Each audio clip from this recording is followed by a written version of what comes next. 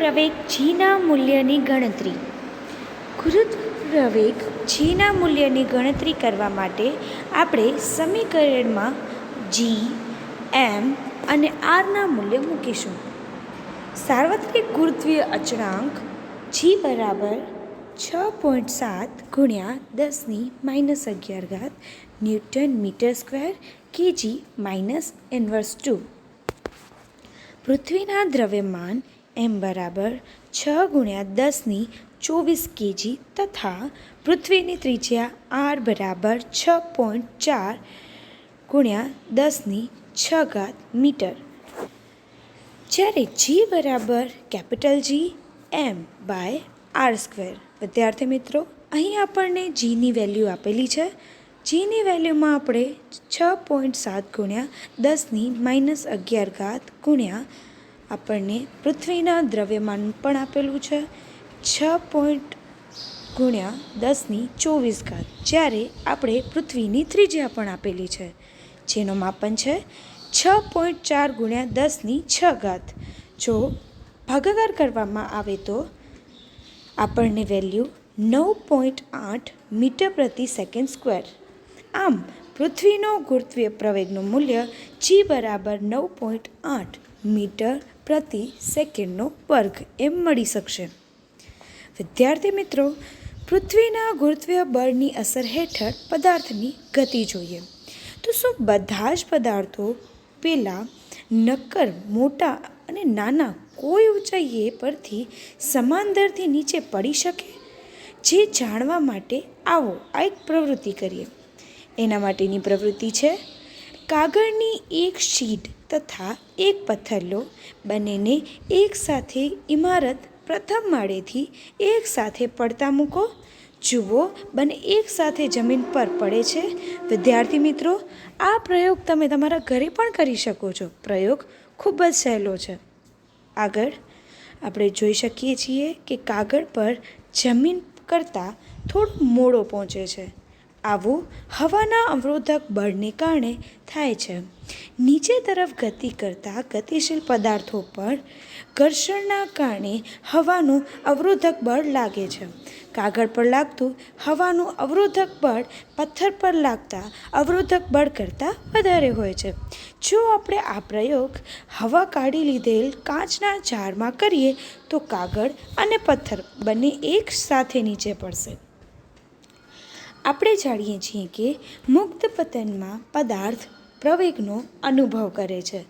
સમીકરણ પરથી આપણે જોયું હતું કે પદાર્થ દ્વારા અનુભવાતો પ્રવેગ તેમના દ્રવ્યમાન પર આધાર રાખતો નથી. એનો અર્થ એ નથી થયો કે પેલા પોલા હોય કે નક્કર કે મોટો કે નાનો એક સરખા દળથી નીચે પડવો જોઈએ. એક વાર્તા મુજબ આ વિચારના સમર્થન માટે ગેલિલિયોએ ઇટાલીના આવેલા પીસાના ઢળતા મિનારા પર જુદા જુદા પદાર્થો પડતા મૂક્યા હતા. પૃથ્વીની નજીક જીનું મૂલ્ય અચળ હોવાથી અચળ પ્રવેગી ગતિના સમીકરણનો પ્રવેગ એને બદલે જી મૂકવાના સમીકરણ માન્ય રહેશે. અહીં આપણે સમજી ગયા છીએ કે વી બરાબર યુ પ્લસ એટી, એસ બરાબર યુટી પ્લસ 1/2 સ્ક્વેર અને વી સ્ક્વેર બરાબર યુ સ્ક્વેર પ્લસ 2as. વિદ્યાર્થી મિત્રો, આ તમે ધોરણ 9ની અંદર પણ આપેલા ત્રણેય સમીકરણનો અભ્યાસ કરી ચૂક્યા છો, જ્યાં યુ તથા વી અનુક્રમે પ્રારંભિક તેમજ અંતિમ વેગ તથા એસ વસ્તુ દ્વારા ટી સમયમાં કાપેલ અંતર છે. આ સમીકરણનો ઉપયોગ કરતી વખતે પ્રવેગ વેગની દિશામાં એટલે કે ગતિની દિશામાં હોય તો ધન જ લઈશું. જો પ્રવેગની ગતિનો વિરુદ્ધ દિશામાં હોય તો તે ઋણ લઈશું. વિદ્યાર્થી મિત્રો, ઉદાહરણો પૂછાવા ન હોવાના કારણે આપણે તેને સ્કીપ કરીશું. પ્રશ્ન: મુક્ત પતન તમે શું અર્થઘટન કરીશો? તેમજ બીજો પ્રશ્ન છે ગુરુત્વીય પ્રવેગનું તમે શું અર્થઘટન કરશો? વિદ્યાર્થી મિત્રો, આ બંને પ્રશ્નોના જવાબ તમને તમારી નોટબુકની અંદર લખવા. ત્યારબાદ આપણે સમજીએ દ્રવ્યમાન એટલે કે દળ. અગાઉ આપણે પ્રકરણમાં અભ્યાસ કર્યો કે પદાર્થનું દ્રવ્યમાન તેના જડત્વનું માપ આપણે શીખ્યા કે પદાર્થનું દ્રવ્યમાન જેટલું વધારે હશે તેટલું જ જડત્વ પણ તેની સાથે જ વધારે થશે. પદાર્થનું દ્રવ્યમાન હંમેશા અચળ રહે છે, પછી તે પૃથ્વી પર હોય, ચંદ્ર પર હોય કે બાહ્ય અંતરિક્ષમાં હોય. આમ પદાર્થનું દ્રવ્યમાન અચળ હોય છે તથા એક સ્થાનેથી બીજે સ્થાને લઈ જતાં તે બદલાતું નથી. હવે આપણે વજન વિશે સમજીએ, ત્યારબાદ દળ અને વજન બંનેનો તફાવત જોઈશું.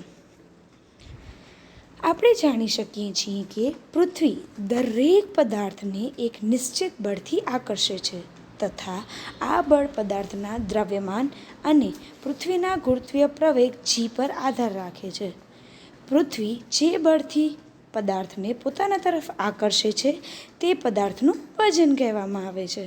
આપણે જાણીએ છીએ કે F બરાબર ma થાય, એટલે કે A બરાબર g, એટલે સૂત્ર થશે F બરાબર mg. પદાર્થ પર પૃથ્વીનું આકર્ષણ બળનું વજન કહેવામાં આવે છે. F સંજ્ઞા વડે જે સમીકરણમાં મૂકવામાં આવે તો W બરાબર mg એમ કહેવાશે.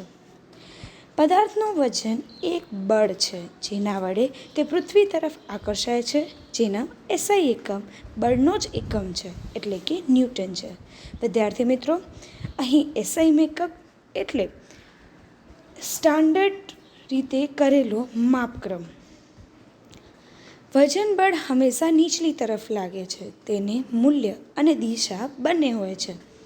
આપણે જાણીએ છીએ કે આપણે જીનું મૂલ્ય અચળ છે અને આપેલ કોઈ પણ સ્થળે તેનું વજન તેના દ્રવ્યમાન એમના સમપ્રમાણમાં હોય છે, એટલે કે W ચલે છે એમ.